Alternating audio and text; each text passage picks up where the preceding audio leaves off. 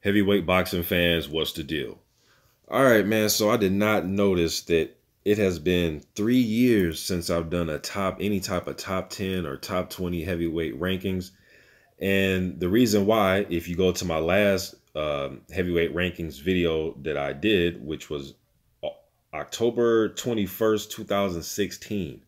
And towards the end of that video, I had a little rant where I was saying that, until all these dudes start getting in the ring fighting each other, man, I'm not doing another top 10 type of rankings. Too many undefeated guys at the top around that time, or guys that were just guys were not fighting each other enough. None of the top guys. All right, so that was 3 years ago. All right, and I did another ranking that same year, April 12th of 2016. All right, so 2016 is the last time I did these videos, man, and I'll leave a link to those videos if you guys want to go back and watch them. But in my April 12th video, my top 10 was Fury. I'm starting at the top. It was Fury. Now this is April 12th, 2016. Fury, Wilder, Klitschko, Povetkin, Ortiz, Takam, Pulev, Jennings, Hay, and AJ. All right. And then the last video, or the last rankings I did, October 21st, 2016, I gave an honorable mention. So guys that were kind of in that, 11 through 20 that I thought, guys, and it's funny because some of these guys are getting title shots, and one of the guys won a title. Andrew Reese Jr. was one of those guys that I mentioned. Tom Schwartz, we'll see what he's made of on Saturday against Tyson Fury. He's a huge underdog. Johan Duhaupas, David Price, Gerald Washington, Stavern, Shannon Briggs, Jarrell Miller, Andre Fedosov, Dillian White, Hughie Fury.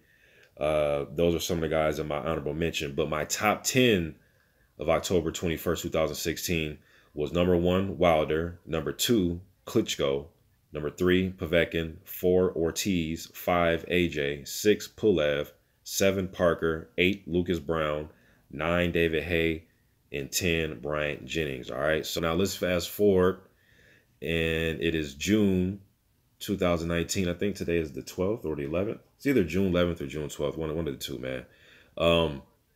And I came up with this list within a couple minutes, just with all the news of ESPN updating their rankings. BoxRec has updated their rankings. So I decided, hey, man, about time for me to refresh my rankings. These guys have been fighting each other. We want to see more of these big fights, but, Wilder has fought Ortiz and Fury. AJ fought Ruiz. Parker's fought Dillian White. Parker's fought AJ. I mean, a lot of these guys have been fighting each other. All right. So here's my list, man, right here, as you can see. All right. No long, elaborate unveiling of this list. You know what I mean? Just wanted to throw it out there. I actually put this on if you go to the community section of my channel, I put this up on my community page on my board, and came up with this list within a couple minutes, man, just off the top of my head. Now, Jarrell Miller, I did not rate him. And yes, there are some guys that I think have the skill set and the talent to be on this list within a year. You guys got guys like Tony Yoka. There's guys that are right outside the list, man. Zhang Zhili's another guy. Tyrone Spong is a guy. Daniel Dubois, Nathan Gorman. You can argue that they can probably come in this list and beat any of these guys. You know what I mean? But I think those guys are right outside the list. Evgeny Romanov. There's a few guys. I can go on and on with naming guys, all right? But anybody you don't see, yes, I've heard of them for the most part. You know what I mean? Probably all of them. I think they're just right outside this list, and I think they can possibly upset any of these dudes. You know what I mean? Ivan Daichko, F.A. Jagba, and the list goes on and on, all right? But this is my list right here, man. I got Wilder number 1, Tyson Fury number 2, Ruiz 3, AJ 4, Ortiz 5, 6 Dillian White, 7 Parker, 8 Pulev, 9 Povetkin, Rivas at number 10, Konowski number 11, Ajit Caballel at number 12. I think he's underrated, man. I guess I can kind of go over some of these guys, but I think Caballel is a very underrated guy. You talk about people learning on the job, man. He literally had a handful of amateur fights. I think he had under 10 or something like that amateur fights. He's still young. He beat Chisora. He can outbox a little bit. He can find the inside. He can move his head. He fights with a high guard. He can move. I like Ajay Caballel, man. Oscar Rivas is another guy about to fight Dillian White. This can be a breakthrough for Oscar Rivas. He has the Olympic pedigree. in skill set. You know, he's picked up some big wins in the Olympics. I believe he beat Andrew Ruiz in the Olympics. I know he beat, no, not the Olympics, but maybe Olympic trials. I think he beat Ruiz. I think Rivas beat Ruiz in the amateurs, man. I could be wrong, but I know he beat Kurbak Pulev in the games, in the actual Olympic games. All right. So we will see. You know, he has a good right hand. I've seen him knock out Joey Ebel, something crucial with a right hand. We've seen the stoppage against Jennings. I have seen him struggle a little bit with guys that can outbox him, like a guy like Silveira Luis, which a fight to this day, I think, could be, to this day, you know what I mean, it could be a draw, in my humble opinion, you know what I mean? Guys like Povetkin fell down the list, just, you know, with his age, you know, then his last fight against AJ. I just think him fighting guys at the very top, I don't see him beating any of those guys. You know, Povetkin was somebody who you rewind back to when he was in preparation to fight Wilder. I thought Povetkin had the second best resume going into that Wilder fight at the heavyweight division, only second to Vladimir Klitschko at that time. All right. The list is right here in front of you guys, man. You know, so Konowski at number 11. Pulev, I got him at number 8. I still think he is formidable. He has a good jab, one of the best jabs in the division. He's tough. He's experienced. He's been on the big stage, you know, came up short, but he's been there. You know, I think he has a lot of guts and heart. His last fight against Dinu was looking a little rocky, a little bloody, you know what I mean? But he stood in there and did what he had to do, man. I like Kurbak Pulev. Now, questions, you know, the times that he has turned down some fights. I know guys have turned down IBF mandatory fights against him. Dominic Brazil, Dillian White, for whatever reason, they turned it down. Jarrell Miller, you know what I mean? So, not his fault. You dig what I'm saying? But I like Pulev, man. I like Pulev. Parker's still in there at number 7. Dillian White at number 6. When he went head-to-head with Parker, it was a close competitive fight.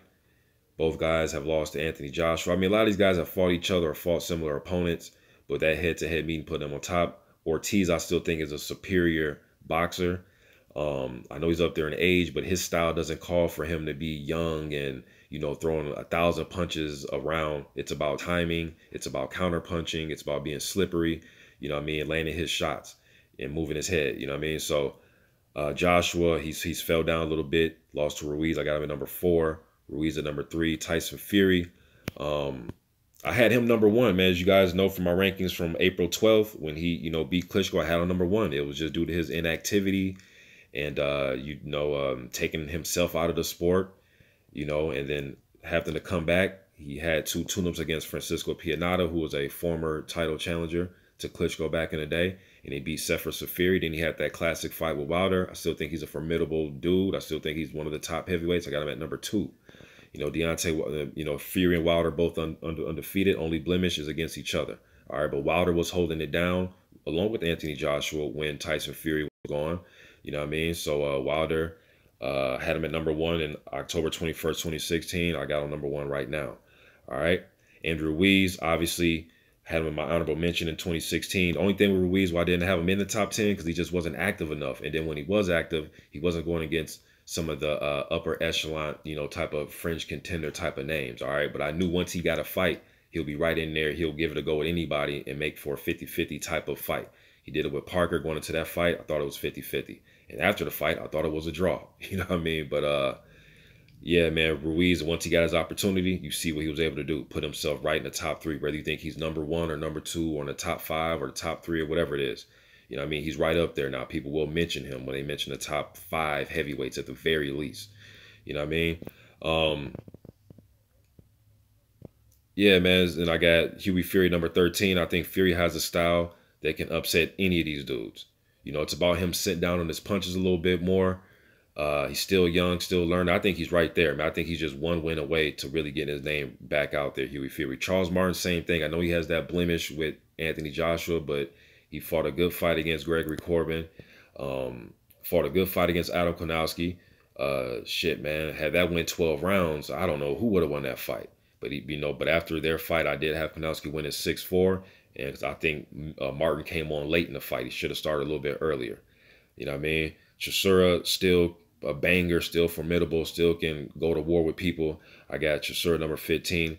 Michael Hunter Jr., I got him right there, number 16, man. He's beat Ustinov. He's beat Martin Bakole. you know, they keep putting him in there as an opponent. You know what I mean? They bring him in as an opponent, man, and he's beating these dudes, you know. So his only loss was to one of the best fighters in the world, the cruiserweight champion, Alexander Usyk. Speaking of Usyk, I know guys like Usyk and Gassiev are moving up, along with the other guys I named when the video first started, the Joyce, or not the Joyces, but not Joe Joyce, but guys that are outside like F.A. Jack. But along with those guys, you can throw guys like Usyk in there who have more experience than those guys, but you can throw them in there as people that can possibly beat any of these guys. I just want to see them fight at heavyweight and see what they can actually do. You know what I mean? So yeah, got your Surrey, got Hunter 16. Brazil took a fall at 17. Got Manuel Char right there. I still think he's a formidable fringe contender type of fighter. You know what I mean? Then you got Trevor Bryan at number 19. Filip Hrgovic from that class of 2016. I got him at 20. I predicted in 2015 when he was an amateur, I believe this guy will be a world title holder one day. I think he has a skill set. He's being fast-tracked. Been in there with Gregory Corbin, Amir Mansour. He's taking care of business, man. So I like Filip Hrgovic.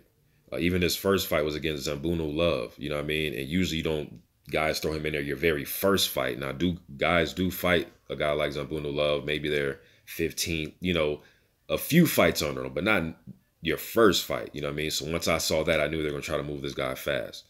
All right. Then you got Joyce at 21, who's also being fast-tracked. He's fought Romain Sterverns, getting ready to fight Bryant Jennings.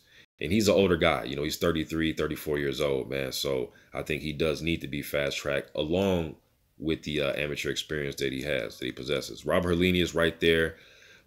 Still from that older guard of wave of heavyweights from a few years back. He's still holding on. I still think he has a jab and a good right hand. If he can be healthy, who knows, man? You know, he was able to stun White when he fought Dillian White, and he fought, you know, so Helenius just, if he can come in healthy, man. But will we ever see another healthy Robert Helenius? We will see, you know, but he's beating Chisora and guys like that, and Samuel Peter right before Samuel Peter got old on us, you know what I mean? Carlos Takam, number 23, he's still formidable force. He was, you know, beating Chisora, banging him up before he got knocked out. Still can make some noise a little bit. Dave Allen, I got Dave Allen at number 24, man. I got Dave Allen number 24. You know what I mean? Beat Nick, you know, kind of like Hunter, they're bringing him in as the opponent, man. And, you know, he's beat Nick Webb, who's an undefeated up-and-coming guy. Knocked out Lucas Brown. Now he's about to fight David Price. And I think Dave Allen, and then his losses are to some of the best guys, Dillian White, Luis Ortiz. You know, he did drop on the Tony Yoka. I don't think that fight should have been stopped. You know what I mean? But I like Dave Allen. He's tough. You know what I mean? So I got him at number 24. Then I got Bryant Jennings holding on to number 25. He has to beat Joyce, man, unless it might be, they really might start bringing Jennings in as a notable name, but an opponent. You know what I mean? Bring him in like that. I think he needs his win against Joyce. Just my opinion, though, man. But then I don't have Jarrell Miller rated currently. All right. But yeah, man, that's my top 25. Y'all let me know what you think in the comment section. I'm gone.